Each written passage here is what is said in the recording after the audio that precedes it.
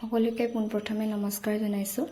আমাৰ বিদ্যালয় তথা কিনাই মিলনজ্যোতি মধ্য ইংৰাজী বিদ্যালয়ত 2026-27 বৰ্ষৰ ছাত্ৰ সংসদৰ নিৰ্বাচনত কেন্দ্ৰ কৰি আমি পোনপ্ৰথমে ছাত্ৰ ছাত্ৰীসকলক কিদৰে নিৰ্বাচনত ভোটদানত তেওঁলোকে অংশগ্ৰহণ কৰে তাৰে এক ব্যৱস্থা হিচাপে তেওঁলোকক এই ব্যৱস্থাটোৰ সৈতে পৰিচয় কৰাবৰ কাৰণে আমি কেনেধৰণৰ কাৰ্যাৱলী গ্ৰহণ কৰিছিলোঁ তাৰে কিছু দৃষ্টান্ত দেখাব বিচাৰিছোঁ।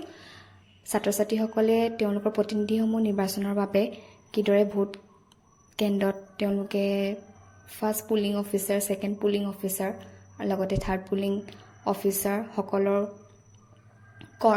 পৰ্যায়ক্ৰমে তেওঁলোকে কিদৰে বেলট পেপাৰত ভোটদান কৰিছিল আৰু তেওঁলোকে নিজৰ প্ৰতিনিধিসকল নিৰ্বাচন কৰিছিল তাৰে কিছু দৃশ্যাংশ আমি ধৰি ৰাখিবলৈ চেষ্টা কৰিছোঁ, সকলোৱে যাতে আঁকোৱালি লয়। আৰু মোৰ ভিডিঅ'সমূহ আপোনালোকে চাই যদি ভাল পায় তেনে লাইক, কমেণ্ট এণ্ড ছাবস্ক্ৰাইব কৰিব।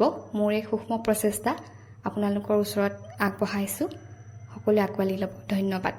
ৰাহুল পাইকে 20টা ভোটত জিতলে